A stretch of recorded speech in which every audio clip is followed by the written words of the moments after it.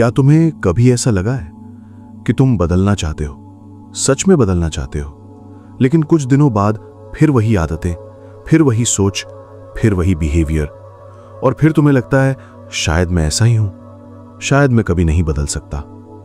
लेकिन अगर मैं तुमसे कहूं कि यह सबसे बड़ा झूठ है, तो अगर मैं कहूं कि तुम्हारा दिमाग पत्थर की तरह फिक्स नहीं है, बल्कि मिट्टी की तरह है, जो हर दिन, हर अनुभव, हर थॉट और हर हैबिट के साथ शेप बदल रहा है, तो यहीं से the brain that changes itself की सबसे माइंड ब्लोइंग जर्नी शुरू होती है।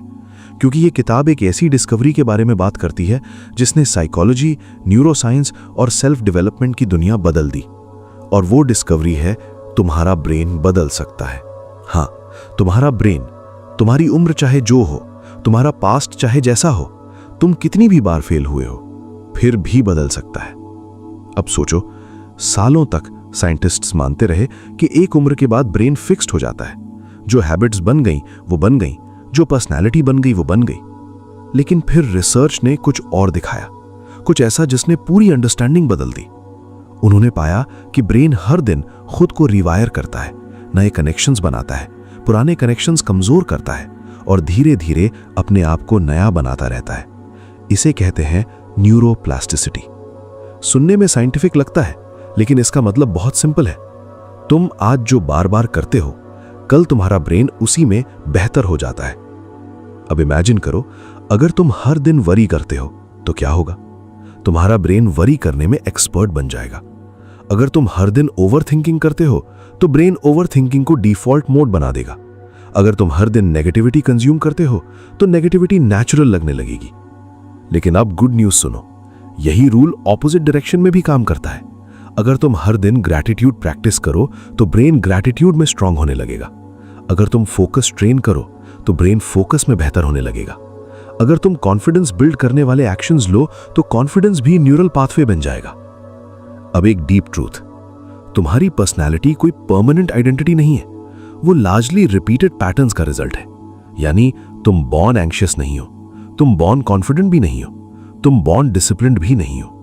बहुत कुछ तुम्हारे ब्रेन ने सीखा है, और जो सीखा जा सकता है उसे बदला भी जा सकता है। यही रीजन है कि कुछ लोग अपने लाइफ के सबसे डार्क फेस से निकलकर पूरी तरह नई आइडेंटिटी बना लेते हैं, क्योंकि उन्होंने सिर्फ लाइफ नहीं बदली, उन्होंने अपने ब्रेन को ट्रेन किया। अब इमेजिन करो, तुम हर दिन एक ही रास्ते पर चलते हो। धीरे धीरे वो रास्ता साफ और मजबूत हो जाएगा। लेकिन अगर तुम नया रास्ता चुनना शुरू करो तो शुरुआत में वो मुश्किल लगेगा, अजीब लगेगा, अनकंफर्टेबल लगेगा, क्योंकि ब्रेन पुराने पाथवेज को प्रेफर करता है। लेकिन अगर तुम नए रास्ते पर चलते रहे तो क्या होगा? धीरे धीरे वही नया रास्ता मजबूत होने लगेगा और पुराना रास्ता कमजोर। यही हैबिट चेंज का साइंस है, यही ट्रांसफॉर्मेशन का साइंस है। और यही ज्यादातर लोग हार मान लेते हैं, क्योंकि उन्हें लगता है अनकंफर्टेबल फीलिंग मतलब कुछ गलत हो रहा है। जबकि कई बार अनकंफर्टेबल फीलिंग का मतलब होता है तुम्हारा ब्रेन एक नई आइडेंटिटी बनाना शुरू कर चुका है। अब एक सवाल, अगर तुम्हारा ब्रेन सच में बदल सकता है तो तुम आज उसे किस डायरेक्शन में बदल रहे हो? क्योंकि सच यही है, तुम हर दिन अपने ब्रेन को ट्रेन कर रहे हो, चाहे तुम्हें इसका एहसास हो या ना हो। The brain that changes itself कहती है, ब्रेन हमेशा सीख रहा होता है। वो छुट्टी पर नहीं जाता, वो रुकता नहीं, वो लगातार अडैप्ट करता रहता है। और यही बात डेंजरस भी है और पावरफुल भी, क्योंकि अगर तुम बार बार गलत पैटर्न्स रिपीट करते हो तो ब्रेन उन्हें परमानेंट बनाने लगता है। लेकिन अगर तुम सही पैटर्न्स रिपीट करते हो तो ब्रेन तुम्हारा सबसे बड़ा एलाय बन सकता है। अब इमेजिन करो, एक इंसान है जो हर छोटी प्रॉब्लम पर पैनिक करता है, हर चैलेंज पर डर जाता है, हर सेटबैक पर टूट जाता है। शुरुआत में शायद ये सिर्फ रिएक्शन थी, लेकिन सालों तक रिपीट होने के बाद वो उसकी पर्सनैलिटी बन गई। अब उसे लगता है मैं ऐसा ही हूं, लेकिन रियलिटी क्या है? वो ऐसा पैदा नहीं हुआ था, उसका ब्रेन ऐसा ट्रेन हो गया। और जो ट्रेन हो सकता है वो रीट्रेन भी हो सकता है। यही इस किताब की सबसे होपफुल टीचिंग है। अब एक डीप ट्रूथ, तुम्हारा ब्रेन एफिशिएंसी पसंद करता है। वो हर बार नया डिसीजन नहीं लेना चाहता, इसलिए वो हैबिट्स बनाता है ताकि एनर्जी बच सके। यही रीजन है कि शुरू में ड्राइविंग मुश्किल लगती है, लेकिन कुछ महीनों बाद ऑटोमेटिक हो जाती है। शुरू में टाइपिंग डिफिकल्ट लगती है, लेकिन बाद में फिंगर्स खुद चलती हैं।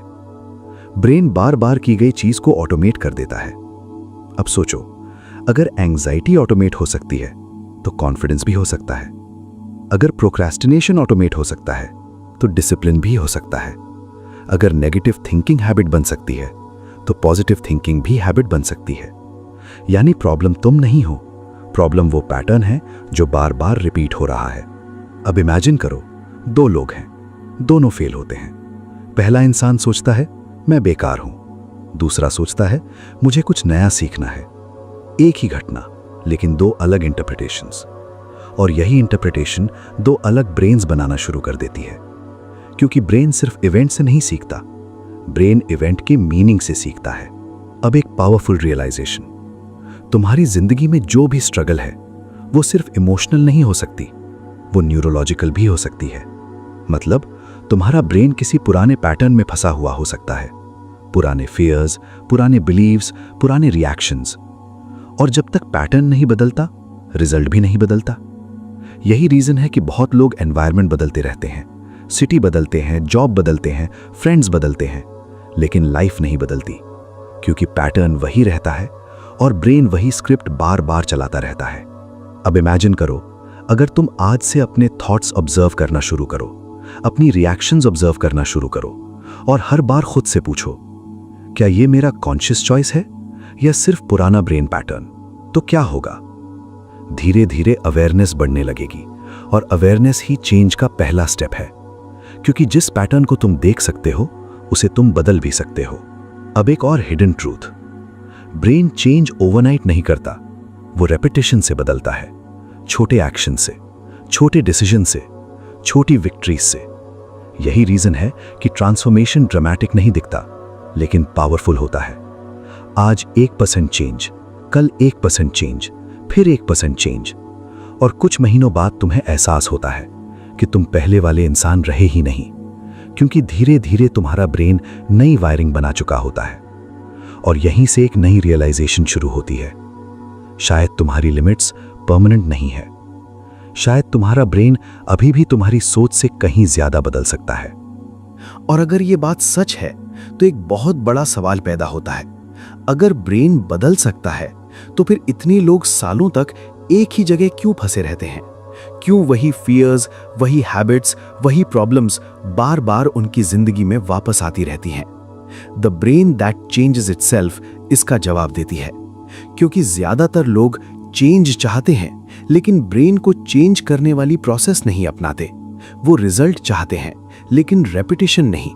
वो कॉन्फिडेंस चाहते हैं, लेकिन अनकंफर्टेबल एक्शंस नहीं। वो नई आइडेंटिटी चाहते हैं, लेकिन पुरानी हैबिट्स छोड़ना नहीं चाहते। और यहीं पूरा गेम हार जाते हैं। अब इमेजिन करो, एक जंगल के बीच एक रास्ता है, सालों से लोग उसी रास्ते पर चल रहे हैं। तो क्या होगा? वो रास्ता चौड़ा हो जाएगा, मजबूत हो जाएगा, नेचुरल चॉइस बन जाएगा। लेकिन अगर तुम अचानक नया रास्ता बनाना चाहो तो शुरुआत में क्या होगा? झाड़ियां होंगी, रुकावटें होंगी, कंफ्यूजन होगा और मन करेगा वापस पुराने रास्ते पर लौट जाओ। ब्रेन की न्यूरल पाथवेज भी बिल्कुल ऐसे ही काम करते हैं। पुरानी हैबिट एक पुराना रास्ता है जो हजारों बार यूज हुआ है। नई हैबिट एक नया रास्ता है जो अभी बनना शुरू हुआ है। यही रीजन है कि जब तुम चेंज शुरू करते हो तो शुरुआत में सब कुछ ऑकवर्ड लगता है, फेक लगता है, डिफिकल्ट लगता है। अब इमेजिन करो, एक इंसान सालों से खुद को कह रहा है, मैं कॉन्फिडेंट नहीं हूं, मैं लोगों के सामने नहीं बोल सकता, मैं लीडरशिप टाइप इंसान नहीं हूं।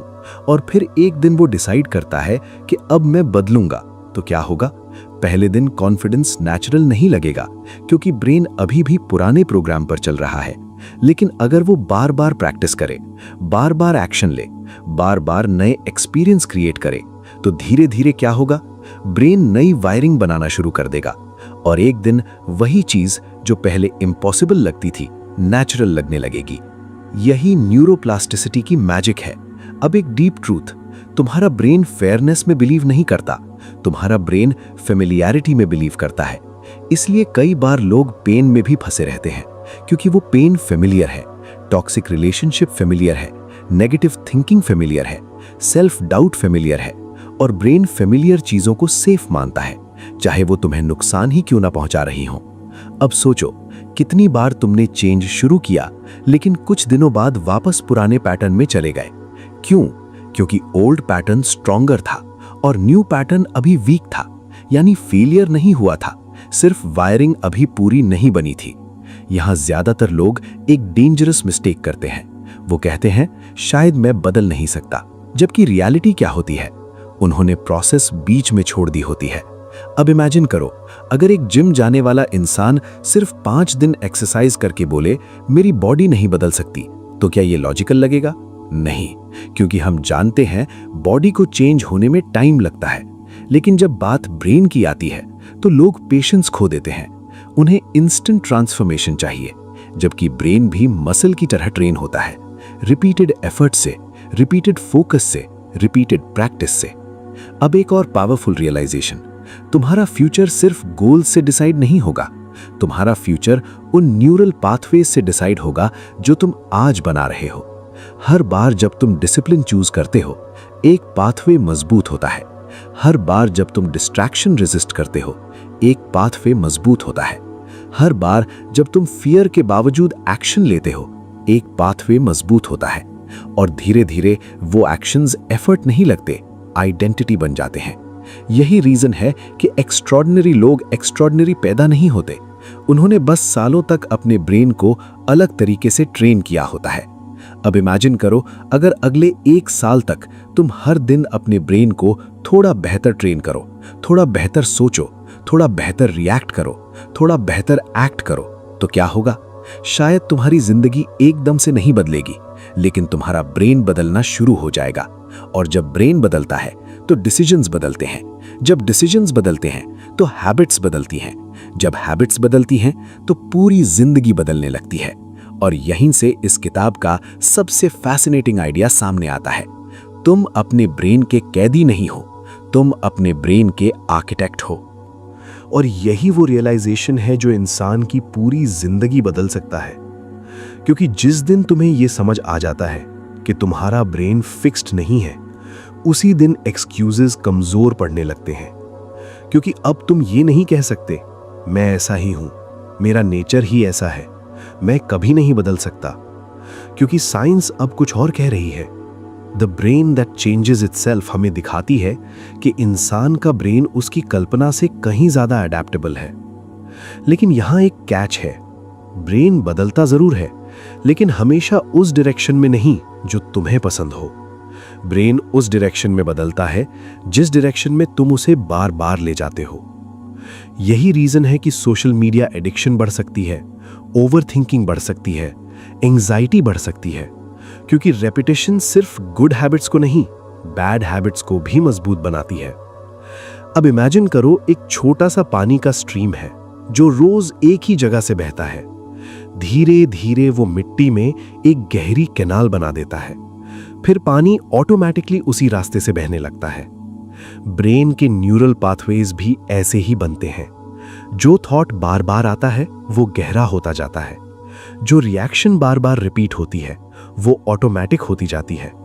और फिर एक दिन तुम सोचते हो मैं ऐसा क्यों हूं, जबकि रियलिटी में तुम्हारा ब्रेन सिर्फ वही पैटर्न चला रहा होता है जिसे सालों से ट्रेन किया गया है। अब एक डीप ट्रूथ, तुम्हारी जिंदगी का बहुत बड़ा हिस्सा कॉन्शियस डिसीजन से नहीं चलता, हैबिट्स से चलता है, ऑटोमेटिक पैटर्न से चलता है। यानी तुम हर सुबह जो सोचते हो, हर चैलेंज पर जैसा रिएक्ट करते हो, हर स्ट्रेस पर जैसा बिहेव करते हो, वो अक्सर कॉन्शियस चॉइस नहीं होता, वो ब्रेन प्रोग्रामिंग होती है। अब इमेजिन करो, अगर किसी इंसान ने सालों तक हर प्रॉब्लम पर पैनिक करना सीखा है तो ब्रेन पैनिक पाथवे को स्ट्रॉन्ग बना देगा। लेकिन अगर वही इंसान धीरे धीरे काम रिस्पॉन्स प्रैक्टिस करे तो नया पाथवे बनना शुरू होगा। शुरुआत में मुश्किल लगेगा, लेकिन धीरे धीरे कामनेस भी नेचुरल लगने लगेगी। यानी करेज कोई गिफ्ट नहीं है, करेज एक ट्रेन्ड ब्रेन रिस्पॉन्स हो सकता है। कॉन्फिडेंस कोई मैजिक नहीं है, कॉन्फिडेंस एक ट्रेन्ड ब्रेन रिस्पॉन्स हो सकता है। डिसिप्लिन कोई रेयर टैलेंट नहीं है, डिसिप्लिन भी ट्रेन्ड ब्रेन रिस्पॉन्स हो सकता है। और यही बात इस किताब को इतना पावरफुल बनाती है। अब एक और हिडन ट्रूथ, ब्रेन सिर्फ एक्शन से नहीं बदलता, अटेंशन से भी बदलता है। जहां तुम्हारा अटेंशन जाता है वहीं न्यूरल एनर्जी जाती है, और जहां न्यूरल एनर्जी जाती है वही पाथवे मजबूत होता है। इसलिए अगर पूरा दिन तुम फियर पर फोकस करोगे तो फियर ग्रो होगा। अगर पूरा दिन कंपैरिजन पर फोकस करोगे तो इनसिक्योरिटी ग्रो होगी। अगर पूरा दिन पॉसिबिलिटी पर फोकस करोगे तो कॉन्फिडेंस ग्रो होगा। यानी अटेंशन सिर्फ मेंटल एक्टिविटी नहीं है, अटेंशन कंस्ट्रक्शन टूल है। वो तुम्हारा फ्यूचर ब्रेन बना रहा है। अब सोचो, हर दिन तुम क्या कंज्यूम करते हो, क्या देखते हो, क्या सुनते हो, किस तरह के लोगों के साथ रहते हो, क्योंकि ये सब मिलकर तुम्हारे ब्रेन को शेप कर रहे हैं, धीरे धीरे, चुपचाप, बिना तुम्हें एहसास हुए। अब इमेजिन करो, अगर अगले 6 महीने तक तुम अपने ब्रेन को वही कंटेंट दो जो ग्रोथ बढ़ाए, वही थॉट्स दो जो पॉसिबिलिटी बढ़ाएं, वही एक्शंस दो जो स्ट्रेंथ बढ़ाएं, तो क्या होगा? तुम्हारा ब्रेन लिटरली अलग बनना शुरू हो जाएगा। और जब ब्रेन बदलता है तो परसेप्शन बदलती है। जब परसेप्शन बदलती है तो रियलिटी का एक्सपीरियंस बदलता है। और यही रीजन है कि दो लोग सेम वर्ल्ड में रहकर भी पूरी तरह अलग जिंदगी जीते हैं, क्योंकि दुनिया नहीं, उनका ब्रेन अलग तरीके से ट्रेंड होता है। अब धीरे धीरे पिक्चर क्लियर हो रही है। तुम्हारी सबसे बड़ी लिमिटेशन एज नहीं है, पास्ट नहीं है, सर्कमस्टांसेस नहीं है। कई बार तुम्हारी सबसे बड़ी लिमिटेशन सिर्फ एक पुरानी वायरिंग होती है। और अच्छी खबर यह है, जो वायरिंग बन सकती है उसे दोबारा लिखा भी जा सकता है। और शायद यही इस पूरी किताब का सबसे होपफुल मैसेज है, क्योंकि इसका मतलब है कि तुम्हारा पास्ट तुम्हारा फ्यूचर डिसाइड नहीं करता। तुम्हारी पुरानी मिस्टेक्स, तुम्हारी पुरानी फेलियर्स, तुम्हारे पुराने फियर्स तुम्हारी फाइनल आइडेंटिटी नहीं है। The brain that changes itself हमें बार बार यही याद दिलाती है कि ब्रेन हिस्ट्री को रिस्पेक्ट करता है, लेकिन हिस्ट्री का गुलाम नहीं होता। वो बदल सकता है, अडैप्ट कर सकता है और खुद को फिर से क्रिएट कर सकता है। अब इमेजिन करो एक इंसान जिसने सालों तक खुद को वीक समझा, हर चैलेंज से बचता रहा, हर अपॉर्चुनिटी से डरता रहा, और फिर एक दिन उसने डिसाइड किया कि अब मैं अपने ब्रेन को नया एविडेंस दूंगा, छोटे छोटे एक्शंस के थ्रू।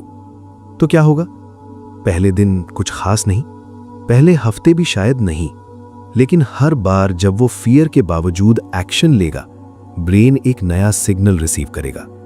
हर बार जब वो चैलेंज एक्सेप्ट करेगा, ब्रेन एक नई मेमोरी स्टोर करेगा। हर बार जब वो डिस्कंफर्ट के बावजूद आगे बढ़ेगा, ब्रेन नई वायरिंग बनाना शुरू करेगा।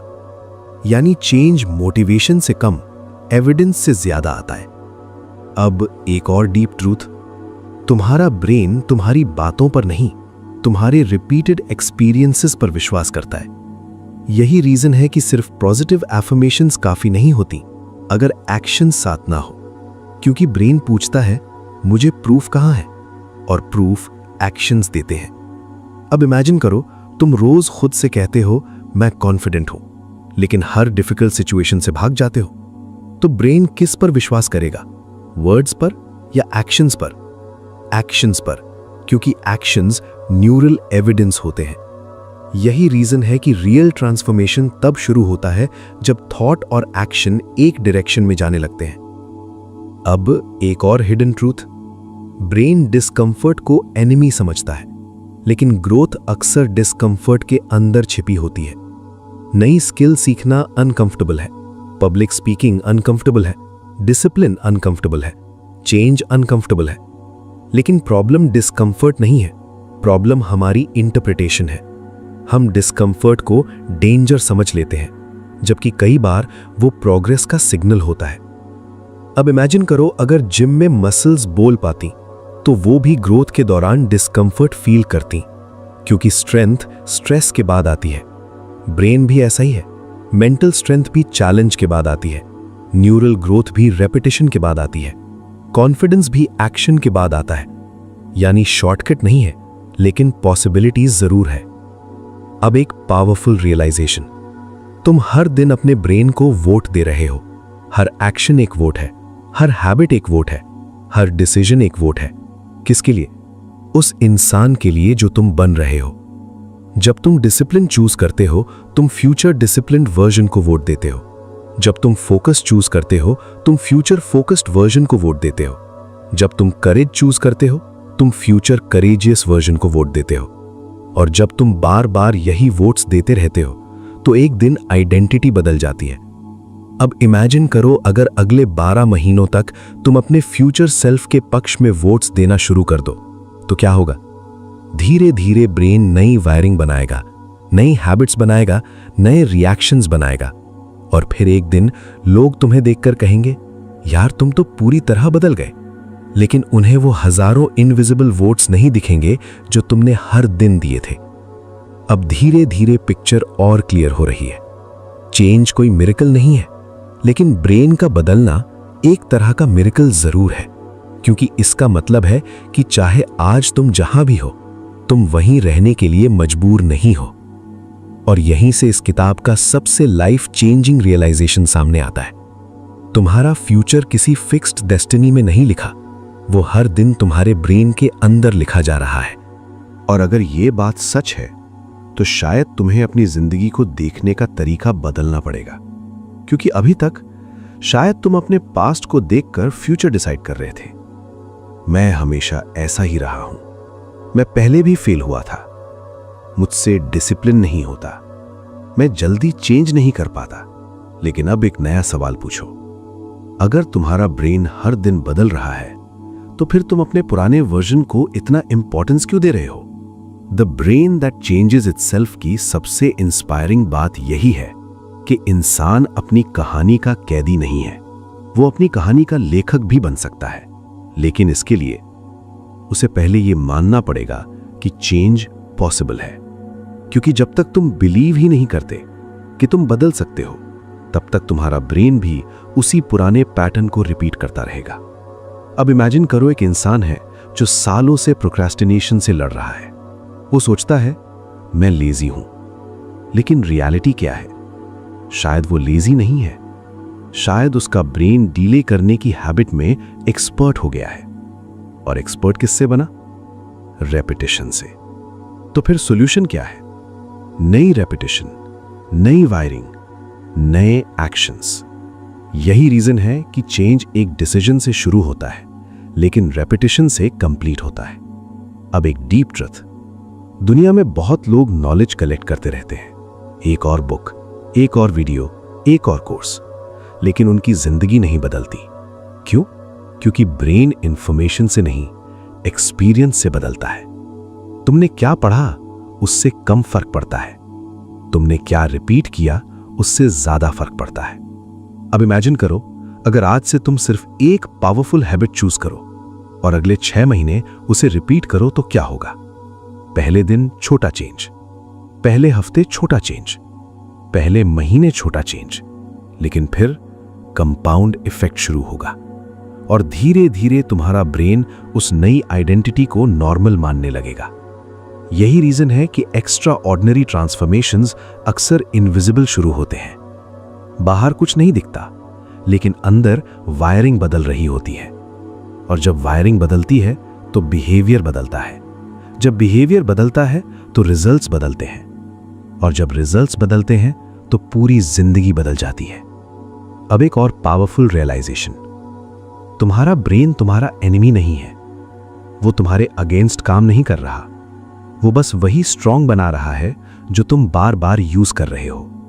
अगर तुम फियर यूज करोगे, फियर स्ट्रांग होगा। अगर करेज यूज करोगे, करेज स्ट्रांग होगा। अगर डिस्ट्रैक्शन यूज करोगे, डिस्ट्रैक्शन स्ट्रांग होगा। अगर फोकस यूज करोगे, फोकस स्ट्रांग होगा। यानी सवाल ये नहीं है कि तुम्हारे पास पोटेंशियल है या नहीं, सवाल ये है तुम रोज किस पाथवे को मजबूत कर रहे हो। अब इमेजिन करो, 5 साल बाद का तुम आज के तुम्हें देख रहा है और सिर्फ एक चीज पूछ रहा है कि क्या तुमने अपने ब्रेन को चांस दिया था? क्या तुमने खुद को बदलने का मौका दिया था? क्या तुमने नई वायरिंग बनने से पहले हार मान ली थी? क्योंकि कई बार लोग फेलियर की वजह से नहीं रुकते, वो इसलिए रुकते हैं क्योंकि चेंज को इनफ टाइम नहीं देते। और यही सबसे बड़ा नुकसान है, क्योंकि शायद जिस ब्रेक थ्रू का तुम इंतजार कर रहे थे, वो सिर्फ कुछ और रेपिटेशंस दूर था, कुछ और डिसिप्लिन्ड एक्शंस दूर था, कुछ और करेजियस डिसीजंस दूर था। अब अगर ये वीडियो तुम्हें सिर्फ नॉलेज नहीं, एक नई पॉसिबिलिटी दिखा रहा है, तो इसे यहीं खत्म मत होने देना। इसे लाइक करो, क्योंकि शायद किसी और को भी ये जानने की जरूरत है कि वो ब्रोकन नहीं है, उसका ब्रेन सिर्फ रीट्रेनिंग का इंतजार कर रहा है। चैनल लाइफ अपग्रेड को सब्सक्राइब करो, क्योंकि यहां सिर्फ मोटिवेशन नहीं मिलती, यहां वो आइडियाज मिलते हैं जो तुम्हारी थिंकिंग को बदलते हैं। और जब थिंकिंग बदलती है तो धीरे धीरे पूरी जिंदगी बदलने लगती है। और कमेंट में लिखो, अगर तुम अपने ब्रेन की एक हैबिट बदल सकते तो वो कौन सी होती, क्योंकि अवेयरनेस ही ट्रांसफॉर्मेशन का पहला स्टेप है। अब आखिरी बात, अगर तुम सच में समझना चाहते हो कि ब्रेन कैसे बदलता है, हैबिट्स कैसे बनती हैं, आइडेंटिटी कैसे ट्रांसफॉर्म होती है और साइंस किस तरह होप देती है, तो इस किताब को जरूर पढ़ो। लेकिन इसे ऐसे मत पढ़ना जैसे तुम सिर्फ इंफॉर्मेशन लेने आए हो। इसे ऐसे पढ़ना जैसे तुम अपने दिमाग का हिडन ऑपरेटिंग सिस्टम समझने जा रहे हो। हर चैप्टर तुम्हें यह एहसास कराएगा कि तुम अपनी लिमिटेशंस नहीं हो, तुम अपने पास्ट नहीं हो, तुम अपनी पुरानी वायरिंग भी नहीं हो, तुम उससे कहीं ज्यादा हो। इस किताब का लिंक डिस्क्रिप्शन में है, लेकिन उसे ऐसे मत खोलना जैसे तुम एक और सेल्फ हेल्प बुक देखने जा रहे हो। उसे ऐसे खोलना जैसे तुम अपने फ्यूचर वर्जन से मिलने जा रहे हो, उस वर्जन से जो फोकस्ड है, कॉन्फिडेंट है, अडैप्टेबल है और लगातार ग्रो कर रहा है। क्योंकि आखिर में सबसे बड़ी डिस्कवरी ये नहीं है कि ब्रेन बदल सकता है, सबसे बड़ी डिस्कवरी ये है कि तुम भी बदल सकते हो। और जिस दिन तुमने इस बात पर सच में विश्वास कर लिया, उसी दिन से तुम्हारा ट्रांसफॉर्मेशन शुरू हो जाएगा।